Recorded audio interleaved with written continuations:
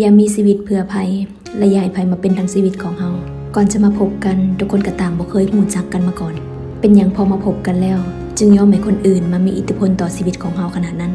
ธรรมชาติของมนุษย์คือการเปลี่ยนแปลงโดยเฉพาะจิตใจตอนหลงหักก็พอใจพอไปเจอสิ่งใหม่ที่น่าสนใจกว่าใจนี่ก็เปลี่ยนแปลงไปได้ตลอดเวลาเลย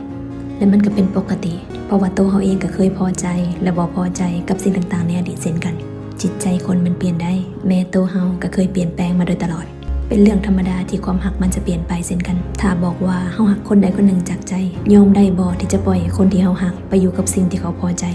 เพราะหักจึงยอมถ้าหักบ่ได้ก็แปลว่าเฮาหักตัวเองหลายกว่าหักตัวเองเพราะอยากให้เขามาดูแลเฮาหักเพราะหวังอยากควบคุมเขาให้เขาอยู่กับเฮาตลอดไปทั้งที่ความเป็นจริงเฮาบ่สามารถควบคุมจิตใจผู้ใดได้สุดท้ายแล้วก็บ่มีไผหักไผไปหลายกว่าหักตัวเองทุกคนอยู่ร่วมกันก็ย้อนหวังผลประโยชน์ด้วยกันทั้งสิ้นหวังว่าเขาจะเป็นทุกอย่างของชีวิตหวังว่าเขาจะเป็นความสุขให้เฮาสุดท้ายเฮาก็เอาความหักและความสุขไปขึ้นอยู่กับชีวิตคนอื่น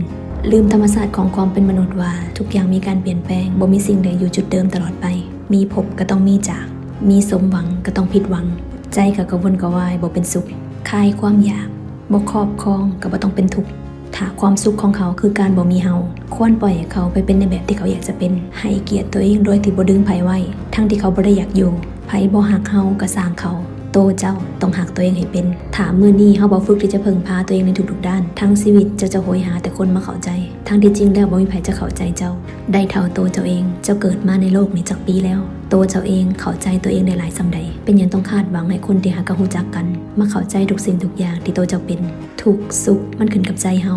ถ้าเอาแต่จมทุกข์เจ้าก็คิดถึงความสุขบ่ออกคิดแต่ว่าตัวเองโศกหายคิดแต่ว่าตัวเองถูกกระทำความจริงในโลกนี้บ่มีไผทำให้เฮาได้นอกจากตัวเฮาเองมันเป็นเรื่องปกติเลยที่ทุกสิ่งทุกอย่างจะบ่ได้ดั่งใจเฮาไปทุกเรื่องเจ้ากำลังพยายามเปลี่ยนแปลงในสิ่งที่มันควบคุมบ่ได้อยู่ทั้งที่ฮู้ทั้งฮู้แต่ก็พยายามฝืนมันสุดท้ายคนที่บ่ยอมคายคือตัวเฮาเองจริงๆชีวิตที่เกิดมาเฮาบ่จะเป็นต้องหักคนคนเดียวก็ได้เฮาสามารถหักได้ทุกคนอย่างบ่มีเงื่อนไขหักที่หมายถึงความปรารถนาดีต้องการให้ผู้อื่นมีความสุขต้องการเห็นผู้อื่นได้ดีหากภัยลำบากเฮาก็เห็นใจ